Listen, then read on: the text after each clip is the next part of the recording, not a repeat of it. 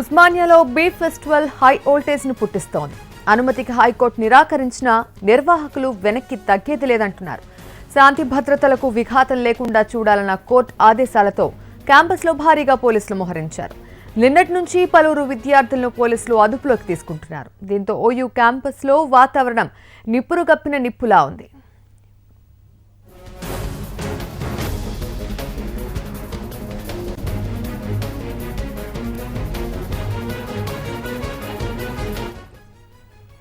మరోవైపు గో సంరక్షణ సమితి ఇందిరా పార్క్ దగ్గర గో పూజోత్సవం తలపెట్టింది. గోష్మహల్ ఎమ్మెల్యే రాజా సింగ్ ఆధ్వర్యంలో జరగబోతున్న ఈ కార్యక్రమానికి పరిపూర్ణానంద స్వామి హాజరు కాబోతున్నారు. రాజా సింగ్ ను అరెస్ట్ చేసిన పోలీసులు పోలీస్ స్టేషన్ కు తరలించారు.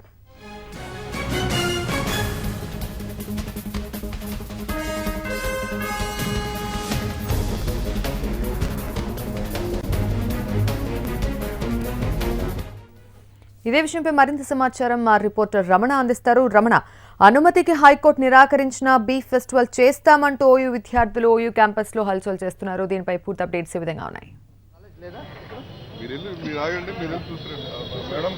ప్రియదర్శిని, అంటే ప్రస్తుతం అయితే ఇంకా ఓయూ వద్ద మనకు ఉద్రిక్త పరిస్థితి కనిపిస్తోంది.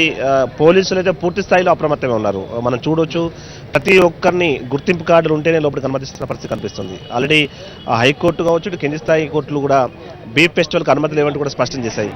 ఈ క్రమంలో పోలీసులు అన్ని జాగ్రత్తలు తీసుకున్నారు. ఎలాంటి అవాంఛనీయ సంఘటనలు, ముఖ్యంగా ఉద్రిక్త పరిస్థితులు తలెత్తకుండా, శాంతి భద్రతకు విఘాతం కలగకుండా వారు అన్ని చర్యలు చేపట్టారు. దానిలో భాగంగా దాదాపు 3 నుంచి 4 రోజులుగా ఎవరైతే బీఫ్ ఫెస్టివల్ నిర్వాహకులు ఉంటారో వారిని ముందస్తు అరెస్టులు చేస్తూ వచ్చారు. నిన్న రాత్రి నుంచి ప్రధానమైన ఎవరైతే బీఫ్ ఫెస్టివల్ నిర్వాహకులు ఉన్నారో వారందరినీ కూడా అరెస్ట్ చేశారు. ఈరోజు ఉదయం కూడా దాదాపు 10 మందిని అరెస్ట్ చేశారు. ఇప్పటివరకే దాదాపు 30 మందికి పైగా విద్యార్థులు అరెస్ట్ అయ్యారు. ఇంకా కొంతమంది విద్యార్థులు లోపల ఉన్నారు కాబట్టి వారికి సంబంధించి కూడా వారిని కూడా అదుపులో తీసుకునే ప్రయత్నం అయితే కొనసాగుతోంది. పూర్తిగా ఓయూ పోలీసుల దిగ్బంధంలో ఉంది. ప్రస్తుతం మనకు సేమ్ మళ్ళీ తెలంగాణ ఉద్యమ సమయంలో ఎలాంటి సిచ్యువేషన్ ఉందో సేమ్ అలాంటి సిచ్యువేషన్ మనకు ఓయూ వద్ద కనిపిస్తున్న సిచ్యువేషన్ అవుతుంది. అయితే ముఖ్యంగా బీఫ్ ఫెస్టివల్ అనేది గత కొన్ని రోజులుగా ఇటు చాలా వివాదాస్పదమైన అంశంగా మారిపోయింది. 2 వర్గాలు ఒకరికొకరు పోటాపోటీ ప్రకటనలు చేయడం కూడా దీనికి కారణం అని చెప్పాలి. కొన్ని వర్గాలు బీఫ్ ఫెస్టివల్ చేస్తామంటే మరికొంతమంది ఫోర్క్ ఫెస్టివల్ చేస్తామని, మరికొంతమంది గోపూజ చేస్తామని చెప్పేసి వారు చెప్పడం జరిగింది.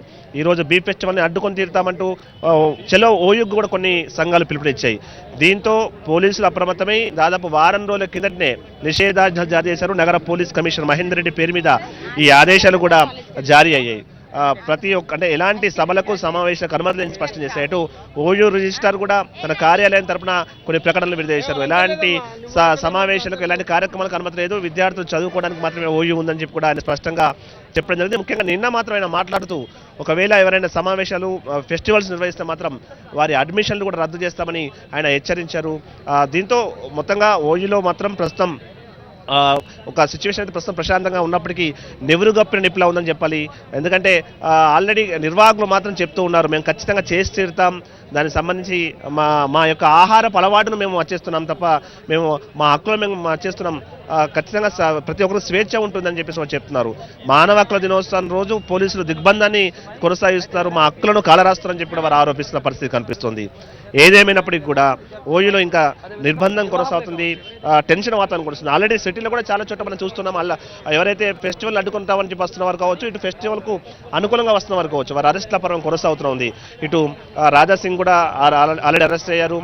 మొత్తం మీద మనకు టెన్షన్ వాతావరణం అయితే ఇంకా కంటిన్యూ అవుతుంది. ప్రియదర్శిని, అయితే ఇప్పుడు గో సంరక్షణ సమితి స్పందన ఏ విధంగా కనిపిస్తుంది రమణ? అంటే ఇప్పటికే యాంటీగా వెళ్తున్నారు బీఫ్ ఫెస్టివల్ కి, మరి అక్కడ ఈ నేపథ్యంలో ఏదైనా గొడవలు జరిగే, అరాచకాలు జరిగే, ఏమైనా ఇబ్బంది అయినటువంటి ఘటనలు ఏమైనా కనిపించే అవకాశాలు కనిపిస్తున్నాయా?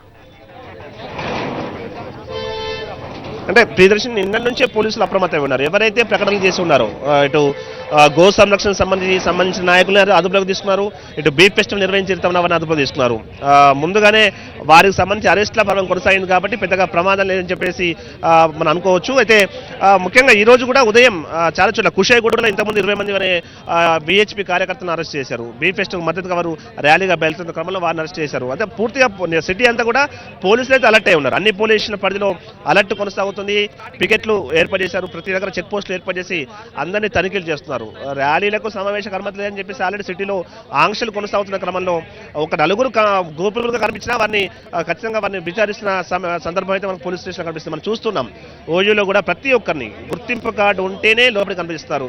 దీంతో కాస్త సాధారణ విద్యార్థులు అయితే ఇబ్బంది పడుతున్నారు. ఎందుకంటే ఇక్కడ ప్రాక్టికల్ ఎగ్జామ్స్ జరుగుతున్నాయి. ప్రాక్టికల్ ఎగ్జామ్స్ జరుగుతున్న వారిని మాత్రం వారి హాల్ టికెట్ చూపెడితే మాత్రం వారిని లోనికి అనుమతిస్తున్న పరిస్థితి కనిపిస్తుంది. ఏదేమైనా ప్రస్తుతం ఇక్కడ కొంతమంది విద్యార్థులు మాట్లాడుతున్నారు. వారితో మనం మాట్లాడే ప్రయత్నం చేద్దాం. విద్యార్థి సంఘాలకు సంబంధించిన నాయకులు మాట్లాడుతున్నారు.